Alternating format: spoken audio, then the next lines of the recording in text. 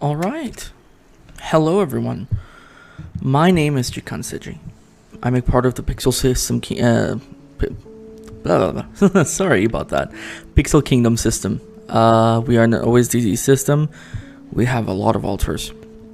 A lot of them. I don't actually know the count. Let's just say it's like maybe above 20, 50, maybe. I don't know. I don't remember the last count we did, but it has been a while since the last count. Well, as you can see at the bottom left, I am Jikan. I'm ageless, and I am a trauma holder. I'm doing this YouTube channel mostly because I've seen a lot of DID YouTubers leaving, and a lot of people seem to be left with questions and seem to be left floating in the void.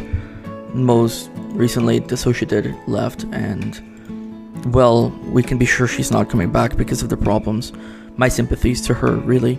I understand completely how that must feel, and it must be scary. So instead, I'm here to, take the reins, to do what I can to give information. More than just that, maybe also a hobby. Talk to a camera. It feels nice, relaxing as well. So today I'm going to be talking about the inner world. Keep in mind that these videos are not going to be edited. I will be leaving the footage raw so that I can upload it and you can hear me stutter and think and just in general see the pure raw version of whatever it is I am doing. I believe more in truth and honesty behind my videos rather than heavily edited. With that being said, let's start talking about inner worlds and what they are. Inner worlds are things that systems with DID and OSDD have. They are the inside of the head's a world inside the headspace, I guess you could call it. And well, there's a big variety of inner worlds. I think every inner world is just absolutely and completely unique in its own way. My inner world, we'll get to that later. I want to stress out that if you have, or you think you have, or you have been diagnosed DID or OSDD and you are doubting that you have it because you are missing an inner world, I don't want you to worry about that. That is not actually necessity for the DID or OSDD diagnosis. It is just mostly used, I believe, as a coping mechanism. Please keep in mind that every bit of information I am going to lay out is what I know and what I understand DID and OSDD to be, and you should never take my word over hard research. That being said, not all systems have an inner world, and some systems had to learn to access it. In fact, there's actually a difficulty between altars accessing the inner world as well. The inner world tends to have a lot of the altars, or most of the altars, that either interact among each other or do not. In fact, inner worlds vary so much that sometimes altars within the inner world don't know they are within the inner world, and in fact are actually living a life as normal, as if we were separate beings and separate entities, and we could live and do as we pleased. I'm sorry if you hear me clicking. I'm repeating the song. I'll eventually find I'll make a more in-depth album, so you don't have to listen to the same song, but right now I kind of want to listen to this one. In fact, I actually want to listen to... Alright. So, not every altar can access the inner world. And a lot of times, systems interact within the inner world, and that is the way in which they interact, how they grow as people sometimes. There are some altars actually that are more inner world based. They barely come out into the outer world and barely ever interact with the outer world. These altars are more likely to be accessed within the inner world and can only speak to other altars within the inner world. There are also NPCs, which, if you're a gamer, you should know that NPCs are non-playable characters, and it's actually not that different from what you'd expect it to be. Inner worlds are actually not populated only by altars, or sometimes they can be, as for instance the Dissociated inner world, I believe, is not filled with NPCs. But NPCs are basically beings within the inner world that are not particularly alters. And in fact, wait, let me see the sound audio over here. I hope I'm sounding good enough, and it's not super loud. This is my first test. I'm so sorry. The Sociedad's inner world was not filled with NPCs. NPCs are non-playable characters, people within your inner world that you can interact with and fill the world, but are not necessarily alters. Perhaps you might find, that there are alters within the inner world, and you might find that they are, sorry, I got distracted by an outside source. You might find that some NPCs might be alters that you don't know of yet. And that is one way in which you can find different alters. You have to keep in mind that inside the inner world there are sometimes unique jobs. People who perhaps tend to the inner world, who might create the inner world or work through the inner world. These alters are not quite like protectors or hosts or gatekeepers or persecutors. They have their job within the inner world, and I even have my own unique job within the inner world that is not actually quite being a trauma holder. My inner world is actually quite magical. Well, not my inner world, sorry. I'm actually not the host of the system, and when I say my inner world, I don't mean to sound like I'm excluding everyone else within the systems. I actually mean it because I was first originated within the inner world, and I was not aware of how or what was happening. I was interacting with the inner world way before we even knew we had OSDD, before we were diagnosed. And that is why the inner world, as my inner world, I tend to interact with it and call it my inner world. It's not actually me saying that it's mine and I'm the host of the system or the original, because that doesn't actually exist. But let's leave topics for another time. Our inner world is actually very magical, and my unique job within the system, within the inner world, is that I am a hero of sorts, I guess you could call it. I tend to live the life of other heroes, and I'm like the one true hero that